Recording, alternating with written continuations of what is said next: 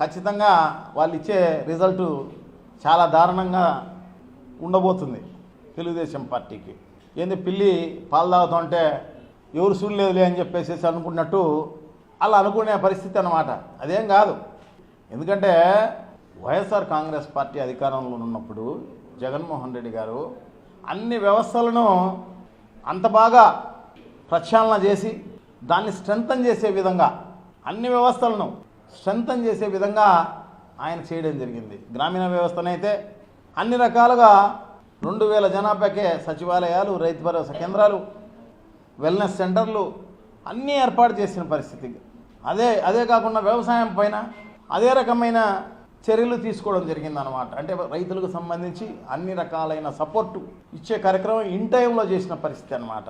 పెట్టుబడి ఇచ్చి, ఎరువులు ఇచ్చి, విత్తనాలు ఇచ్చి, సపోర్టుగా మద్దతు ఇచ్చి, ఒకవేళ నష్టపోతే పంట నష్టం కూడా ఇచ్చి, సో ఇంత బాగా సపోర్ట్ ఇచ్చిన పరిస్థితి. వైద్యంలో పోతే వైద్యానికి సంబంధించి అన్ని రకాలుగా ఒక హాస్పిటల్ని అభివృద్ధిపరచడమే కాదు, ఆరోగ్యశ్రీని స్ట్రెంథన్ చేయడమే కాదు, కాలేజెస్, మెడికల్ కాలేజెస్ భవిష్యత్తుకు ఎప్పుడు ప్రాబ్లం రాకూడదు, వైద్యానికి అసలు హెల్త్కు సంబంధించి ఎప్పుడు ప్రాబ్లం ప్రజలకు ఉండకూడదు అన్న ఉద్దేశంతో అన్ని రకాలైన చర్యలు తీసుకోవడం జరిగిందనమాట. అంత దీర్ఘంగా ఆలోచన చేసి, అంత దూరదృష్టితో అన్ని రకాలైన చర్యలు తీసుకున్న పరిస్థితి. దాంట్లో భాగంగానే కరెంటుకు సంబంధించి కూడా, పవర్కు సంబంధించి కూడా దాన్ని స్ట్రెంథన్ చేసే దాంట్లో భాగంగా గతంలో చంద్రబాబు నాయుడు అంతా కూడా 2014-19కి సంబంధించి కూడా 13,255 కోట్ల రూపాయలు మాత్రమే ఫైనాన్షియల్ సపోర్ట్ ఇవ్వడం జరిగిందనమాట. 2014-19లో చంద్రబాబు. అదే 2019-24కి వచ్చేపాటికి 47,392 కోట్ల రూపాయలు ఫైనాన్షియల్ సపోర్ట్ ఇవ్వడం జరిగింది డిస్కమ్లకు, అన్ని వాళ్ళకు పవర్ పైన. ఎందుకంటే ముందు ఆ డిపార్ట్మెంటే, ఆ వ్యవస్థనే బలోపేతం చేయాలి, తద్వారా ప్రజలకు, రైతులకు మేలు జరగాలి అని చెప్పేసి ఆలోచన చేస్తాడు. కాబట్టే ఇన్ని రకాలైన మేనిఫెస్టోను 100% నెరవేర్చడమే కాకోకుండా ఈ వ్యవస్థను బలోపేతం చేసే కార్యక్రమంలో భాగంగానే ఇన్ని రకాలైన ఇన్ని వేల కోట్ల రూపాయలు చూడండి. 13,000 కోట్ల రూపాయలు ఎక్కడ, 40,000 కోట్ల రూపాయలు ఎక్కడ. ఎందుకంటే బలోపేతం చేయాలనే సత్సంకల్పమే జగన్మోహన్ రెడ్డి గారికి. అంటే దీర్ఘంగా ఆలోచన చేస్తాడు, దూరంగా ఆలోచన చేస్తాడు. భవిష్యత్తులో రైతులకు కానీ ప్రజలకు కానీ ఏ ప్రాబ్లం రాకోకుండా ఉండే విధంగా ఆలోచన చేసే కార్యక్రమం చేస్తాడనమాట. సో అందుకోసమే నాయకుడనే ఆయనకు మామూలు ప్రజలకు తేడా ఏంటంటే అదే అన్నమాట. మామూలు ప్రజలు దగ్గర దృష్టితోటి ఆలోచన చేస్తారు. ఈ రోజుకు జరిగేదో, లేకుంటే రేపు జరిగేదో, లేకుంటే ఈ సంవత్సరానికి జరిగేదో, ఈ నెలకు జరిగేదో ఆలోచన చేస్తారు. కానీ నాయకుడు అట కాదు. భవిష్యత్తులో ఇంకొక 10 ఏళ్ల తర్వాత, ఇంకొక 20 ఏళ్ల తర్వాత ఏ సమస్య రాబోతుంది, ఆ సమస్యని ఎదుర్కొనేదానికి ఏం చేయాలి అని చెప్పేసి ఆలోచన చేసి దాని ప్రకారం స్టెప్స్ తీసుకునే కార్యక్రమం చేస్తారనమాట. అదే జగన్మోహన్ రెడ్డి గారికి చంద్రబాబుకు ఉన్న డిఫరెన్స్ అనమాట. ఇవన్నీ కూడా తాత్కాలికమే. చంద్రబాబు నాయుడు గారు చేసేటన్నీ కూడా తాత్కాలికమైన సచివాలయాలు, తాత్కాలికమైన కోర్టులు, తాత్కాలికమైన అసెంబ్లీ ఈ మాత్రమే నిర్మించినాడు. ఉండేటివన్నీ కూడా ప్రభుత్వానికి సంబంధించినవి కాలేజీలు అమ్మేదానికి పెట్టినాడు. ఇప్పుడు గతంలోనే అంతకుముందు హాస్పిటల్స్ అన్నీ కూడా, చిత్తూరు హాస్పిటల్ కూడా అపోలో హాస్పిటల్కి ఇచ్చిన పరిస్థితి. గవర్నమెంట్ హాస్పిటల్ ఏవి వదలడు, ప్రైవేటైజేషన్ చేయడమే, అమ్మేయడమా లేకుంటే ప్రైవేటైజేషన్ చేయడమా, ఇంతే. దాదాపు కొన్ని వేల పరిశ్రమలను ఆయన టైంలో అన్నీ కూడా గవర్నమెంట్కి సంబంధించినవన్నీ కూడా నష్టం చేసి, ఇబ్బందులు చేసి, దాన్ని మూసేసి వాళ్ళకే తక్కువకు యాక్షన్లో అమ్మించే కార్యక్రమం. ఇంత తప్ప నుంచి వేరే చేసిన పరిస్థితే లేదు. ఇప్పుడు పోర్టులు అదే కార్యక్రమం చేస్తున్నారు అనమాట. జగన్మోహన్ రెడ్డి గారు పోర్టులన్నీ కూడా బాగా అభివృద్ధి చేస్తే దానివల్ల ఈ ఆంధ్రప్రదేశ్ రాష్ట్రం స్ట్రెంథన్ అయిపోతుంది ఫైనాన్షియల్గా. సో దానివల్ల ఆదాయం వస్తుంది రాష్ట్రానికి, కొత్త ఆదాయాన్ని సృష్టించుకోవాల్సిందే. ఈ చంద్రబాబు నాయుడు గారు ఊరు చెప్తుంటారు అన్నమాట, నా ఆలోచనలే పెద్ద ఎత్తున నేను సంపద సృష్టిస్తా అని చెప్పేసి.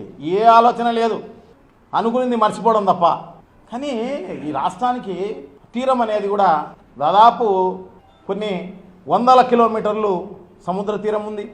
సో దీంట్లో మనం చేయగలిగితే దానివల్ల ఉపయోగం ఉంటుంది. దాంట్లో సంపద సృష్టించే కార్యక్రమం చేయవచ్చు పోర్టులన్నీ అభివృద్ధి చేస్తే.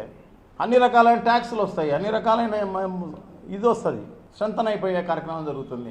అట్లాగే ఫిషింగ్ హార్బర్లు ఇవన్నీ కూడా, ఎందుకంటే దానికి సంబంధించి మత్స్యకారులకు మంచి జరిగే కార్యక్రమం జరుగుతుంది. సో దానివల్ల కూడా ఆదాయం వచ్చే కార్యక్రమం జరుగుతుంది. సో అట్లా ఆలోచన చేసే వ్యక్తి జగన్మోహన్ రెడ్డి గారు. దాంట్లో భాగంగానే ఈ పవర్కి సంబంధించి కూడా ఈ విధంగా ఫైనాన్షియల్ స్టెప్స్ తీసుకోవడమే కాకుండా రైతులకు సంబంధించి 9 గంటల నాణ్యమైన కరెంట్ ఇచ్చే దాంట్లో భాగంగా తక్కువకు ఎక్కడ దొరుకుతుంది అని ఆలోచన చేసి దానికి సంబంధించి solar energy corporation of India లిమిటెడ్కి సంబంధించి సెకీతోటి ఒప్పందం చేసుకున్న పరిస్థితి అన్నమాట. ఎందుకంటే వీళ్ళంతా కథలు చెప్తున్నారన్నమాట. చూసేదానికి అందరికీ చెప్పేదానికి ₹2.49 ₹2.49 ఒప్పందం చేసుకున్నాడు. అది కాదు, ట్రాన్స్మిషను వేరే రాష్ట్రాల నుంచి వేరే రాష్ట్రాలకు ట్రాన్స్మిషన్ చేస్తే ట్రాన్స్మిషన్ ఛార్జెస్ ఎక్కువ వచ్చేస్తాయి అని తప్పుడుగా ప్రచారం చేసే కార్యక్రమం జరుగుతుందన్నమాట. కాదు, అది తప్పు. ఇక అవన్నీ కూడా డీటెయిల్స్ అన్నీ ఇస్తాను. 2021 జనవరిలో దాన్ని రద్దు చేయడం జరిగింది government of India. Transmission charges, inter state transmission ఛార్జెస్ను రద్దు చేయడం జరిగింది. సో నేను ఆ పేపర్లన్నీ మీకు మీ ముందర పెడతాను, ఇస్తాను. చేసిన తర్వాతనే జగన్మోహన్ రెడ్డి గారు ఒప్పందం, అంటే జగన్మోహన్ రెడ్డి గారి ప్రభుత్వం ఒప్పందం చేసుకున్న పరిస్థితి అన్నమాట. ₹2.49 ఇస్తే నాణ్యమైన కరెంటు రైతులకు ఇచ్చే కార్యక్రమం చేయవచ్చు, నాణ్యమైన కరెంటును ప్రజలందరికీ కూడా ఇచ్చే కార్యక్రమం చేయవచ్చు అన్నదే జగన్మోహన్ రెడ్డి గారి ఉద్దేశం అన్నమాట. అదే చంద్రబాబు చేసిన నిర్వాహకం ఏందో ఒకసారి చూస్తే మనకు తెలుస్తుంది. ఇదే సెకి అంటే solar energy corporation of India లిమిటెడ్తో 2000 ఆయన దిగిపోయే ముందు 2019కు ముందు సోలార్ ఎనర్జీ అయితే ₹5.90 అగ్రిమెంట్ కావడం జరిగింది. అదే కాకుండా విండ్ పవర్ అయితే ₹4.63 అగ్రిమెంట్ కావడం జరిగింది. 25 ఏళ్లకు మళ్ళీ 25 ఏళ్లకు అగ్రిమెంట్ చేయడం జరిగింది ఈ రేట్లతోటి. ఎంత దారుణం అంటే ఈ రాష్ట్రాన్ని అధోగతి పాలు చేసే కార్యక్రమం చేసిన చంద్రబాబు నాయుడు గారు గొప్పవారు. ₹2.49 తీసుకున్న జగన్మోహన్ రెడ్డి గారు అది సెకీతో, అదానితో కాదు, లేనిదన్నీ అంటబెట్టి. ఎందుకంటే తలనొప్పి వస్తే తలకు ఇక్కడ పట్టేదాన్ని మోకాలకు పట్టించినంట. 2 ఒకటే లేని బోడిగుండు అట్లా మోకాలు 2 ఒకటిగానే ఉంటాయిలే అని చెప్పేసి. అట్టా అదానికి దీనికి సంబంధం లేదు. అదాని ఒకటే కాదు, సోలార్ ఎనర్జీ ఒప్పందం చేసుకునింది. సోలార్ ఎనర్జీ ఎవరెవరు చేస్తారో వాళ్ళందరితో అగ్రిమెంట్ చేసుకున్నారు సెకి. ఒక అదానితో కాదు, ఇటు ఈ సోలార్ ఎనర్జీ ఎవరెవరు తయారు చేస్తారో వాళ్ళందరితో ₹2.49 అంటే దానికంటే తక్కువకే ఒకవేళ తీసుకొని ఉండొచ్చు వాళ్ళు. స్టేట్ గవర్నమెంట్కు ₹2.49 ఇండియా గవర్నమెంట్ కార్పొరేషన్ ఇది, దాంతో ఒప్పందమైంది తప్ప అదానితో కాదు. ఈయన చెప్పినట్టు అదేదో ట్రాన్స్మిషన్ ఛార్జెస్తో ఇంకా ఎక్కువ అయిపోతుంది. దీనివల్ల ₹1,10,000 కోట్ల రూపాయలంట 25 ఏళ్లలో.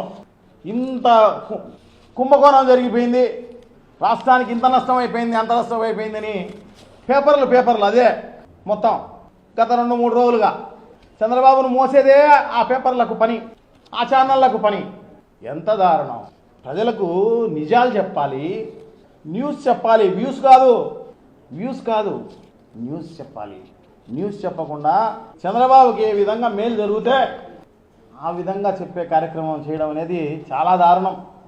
నిజంగా ప్రజలు ఎలా పేపర్లు చదువుతున్నారో, ఎలా ఆ ఛానళ్ళు చూస్తున్నారో కానీ అందుకోసమే రేటింగ్ ఎప్పటికప్పుడు పడిపోతుంటుంది అన్నమాట దారుణంగా. సో ఈ రకంగా ఉన్న పరిస్థితి మీ ముందుంచడం జరిగింది. సో ప్రజలకు నిజాలు తెలియజేయాల్సిన అవసరం ఉంది. జగన్మోహన్ రెడ్డి గారు ఈ రకంగా ఎప్పుడూ ప్రవర్తించడు. లేనిది ఉన్నట్టుగా గత 16 సంవత్సరాలుగా ఇదే కార్యక్రమంలో ఉన్నారు. టీడీపీ, కాంగ్రెస్ పార్టీ, ఇంకా మిగతా పార్టీలు. సో మిగతా ఈ సోకాల్డ్ మోసే పేపర్లు, ఛానళ్ళు ఇదే పనిలో ఉన్నారన్నమాట. గత 16 ఏళ్ళగా బురద చల్లే కార్యక్రమమే. బురద చల్లేస్తే చాలే, వాళ్ళే తుడుచుకుంటారు, వాళ్ళే కడుక్కుంటారులే అని చెప్పేసి అనుకున్న పరిస్థితి అనుకుంటా నాకు తెలిసి. ఇంత దారుణంగా ఏ భారతదేశంలో కాదు కదా, ప్రపంచంలో ఎక్కడా కూడా ఈ రకంగా మీడియా అనేది ఉండదు అని చెప్పేసి నేనైతే చెప్తా. సో ఈ ఆంధ్ర రాష్ట్రంలో మాత్రమే అబద్ధాలే ఉండి వార్చే కార్యక్రమం. అదే చెప్పి చెప్పి చెప్పి చెప్పి 2 సార్లు 4 సార్లు 5 సార్లు చెప్తే ప్రజలు నమ్ముతారులే అని చెప్పేసేసి ప్రజలందరూ కూడా విఘ్నులు. ఖచ్చితంగా మీరు చేసే డ్రామాలన్నీ కూడా ఖచ్చితంగా వాళ్ళకి తెలుసు. సో డెఫినెట్గా వాళ్ళు మీకు అందరికీ కూడా బుద్ధి చెప్పే కార్యక్రమం జరుగుతుంది అని చెప్పి తెలియజేసుకుంటూ సెలవు తీసుకున్నాం. Thank you. నమస్కారం.